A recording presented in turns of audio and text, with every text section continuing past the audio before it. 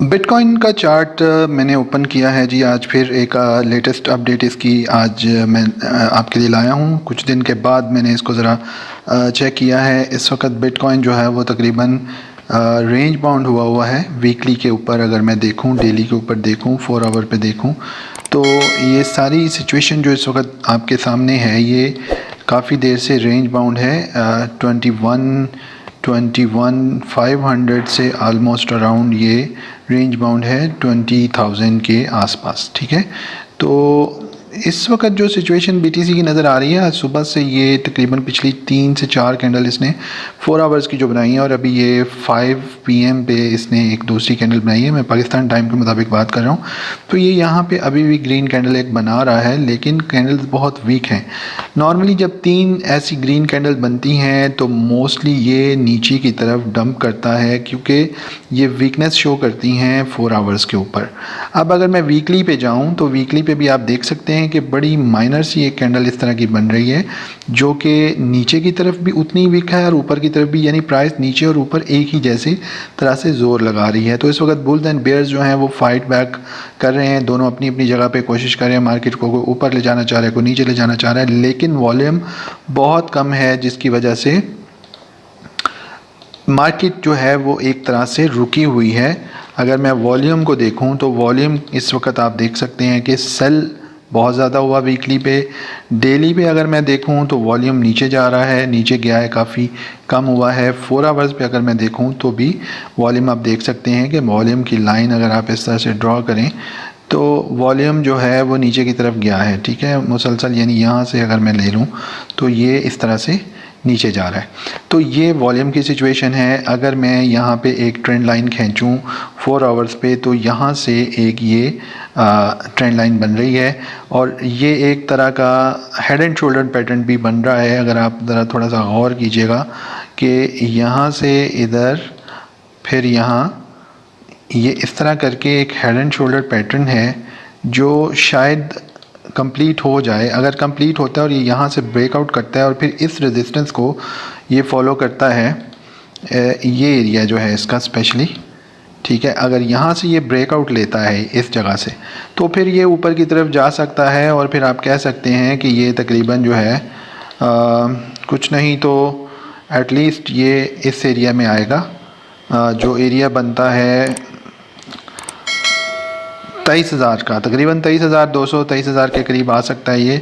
लेकिन अगर ये एरिया नहीं होल्ड कर पाता, ये दोबारा से वही जो प्रीवियस इसने अपना एक बिल्कुल 17,000 पे जाने के बाद एक इसने ट्राई की, यहाँ पे भी आया, लेकिन ये अब दोबारा से ट्राई करता हुआ नज़र आ रहा है। काफ़ी दिन से ट्राई कर रहा है लेकिन होल्ड रखा हुआ है, ना नीचे जा रहा है ना ऊपर जा रहा है। मैं ये एक्सपेक्ट कर रहा हूँ कि एक आधा हफ्ता शायद और चले। अगर वीकली के हिसाब से देखें तो ये एक कैंडल और शायद चले, या हो सकता है कि यहाँ से ये ऊपर नीचे हो तो दोबारा से नीचे की तरफ ही ये जाने के चांसेस लग रहे हैं। अभी तक ऊपर की तरफ जाने की कोई स्ट्रॉन्ग बीटीसी ने मूव नहीं ली है जिसमें मैं कहूँ कि कोई ऐसी चीज़ नज़र आ रही है कि जी ये ऊपर जाएगा। बहरहाल इस वीक की कैंडल, जैसे कि मैंने पहले भी बोला, अगर ये ओपन होती है और ये ग्रीन रह जाती है यहाँ, तो उस सूरत में भी ये एक तरह से अनडिसाइसिव कैंडल बन रही है, जिसका मतलब होता है कि डिसीजन नहीं हो सका। अगर ये अनडिसाइसिव ग्रीन बनती है, मार्केट थोड़ी सी ऊपर जाएगी, उसमें आर्स जंप करेंगे। जैसे कि वेव्स का आपने देखा था, पिछले दिनों में वेव्स ने काफ़ी बेहतर परफॉर्मेंस दिखाई और यहाँ से तकरीबन एक दफ़ा फिर से वेव्स ने 4.3 से जंप लिया और ये गया 7 पे चला गया, तकरीबन 80% 70% ऊपर गया। इसी तरह ये पिछली दफ़ा भी हुआ था, इसी एरिया से जंप किया था और ये तकरीबन 2x 3x तक चला गया था, 3x तक चला गया था। तो ये इस वक्त बीटीसी की सूरत हाल है। उम्मीद करता हूँ कि इस वीडियो में आपको एक जनरल एनालिसिस पता चले होंगे। अब थोड़ी पास्ट की बात कर लेते हैं हम बिटकॉइन के हवाले से। अगर आप बिटकॉइन को पास्ट में देखें तो 2021 में इस एरिया के अंदर ये अगर आप देखें तो तकरीबन 24 मई से, यानी मई के महीने से आप कह लें लेकर अगस्त के महीने तक, जुलाई के आखिर तक, यानी एक्चुअली ये अगस्त में दोबारा उठना शुरू हुआ था, 19-20 जुलाई के बाद से ये उठना शुरू हुआ था। तो अगर आप इस तरह से इसको चेक करेंगे तो आपको बड़े अच्छे तरीके से ये अंदाज़ा हो जाएगा कि 2 महीने आम बात होती है। ये देखें यहाँ पे ये 19-20 जुलाई से ऊपर गया था और तकरीबन ये, अगर मैं इसको यहाँ कर दूँ तो ये गिरा था जब, तो ये 21 मई थी या 20 मई थी। तो ये इस तरह से यहाँ से ये जब उठना शुरू हुआ तो इसने कम अज़ कम 2 माह ले लिए थे, 2 सवा 2 माह। तो अब भी ये इतना टाइम ले सकता है। ये गिरा है यहाँ पे 14 जून को। 14 जून के बाद से ये अब चलते चलते ये जुलाई के आखिर में जाके शायद ऊपर चला जाए। उस वक्त तक ये रेंज बाउंड रहे या यहाँ से फिर नीचे गिरने की कोशिश करे। लेकिन अब लग ये रहा है कि यहाँ से ये अगर नीचे गिरा तो 15-12 इस लेवल से ये एकदम जंप कर सकता है। तो अपने ऑर्डर्स 50% यहाँ लगा लीजिए। 50% 40% अपना पोर्टफोलियो आप यहाँ पे बाय कर सकते हैं। क्योंकि अगर मैं मंथली पे जाऊँ तो मंथली पे आप एक चीज़ देखिएगा कि यहाँ मैंने कल भी एक शॉर्ट वीडियो में बताया था कि ये जो एरिया है यहाँ से ये पॉसिबल है कि मूव ऊपर की तरफ करे। तो ये जो कैंडल है ये चूँकि नीचे से ऊपर जा रहा था तो यहाँ से इसने सपोर्ट ली थी, तो यहाँ से इसने वापस जंप बैक लिया एग्जैक्टली उसी पॉइंट से। तो इसलिए ये एग्जैक्टली चूँकि उसी पॉइंट से ले रहा है तो मैं पॉसिबल समझता हूँ कि ये ऊपर जाएगा। और इसी तरह अगर मैं फियर एंड ग्रीड इंडेक्स की बात करूँ तो उसके ऊपर जो है वो अगर आप ज़रा देखें तो आज जो है वो थोड़ा सा फियर एंड ग्रीड इंडेक्स जो है वो बेहतर है। कल भी 11 था, आज भी 11 है, लेकिन अभी भी एक्सट्रीम फियर की रेंज में है। तो लोगों में अभी सेंटिमेंट वही हैं जो पहले थे। और मैं बहरहाल एक्सपेक्ट करता हूँ कि यहाँ से मार्केट के 60 to 70% चांसेस है कि यहाँ से वो ऊपर जाए। लेकिन अगर ऊपर नहीं गई तो फिर इस एरिया में पॉसिबल है कि जाके एकदम से रिवर्स बैक हो, जो कि 13, 14, 15 का एरिया है।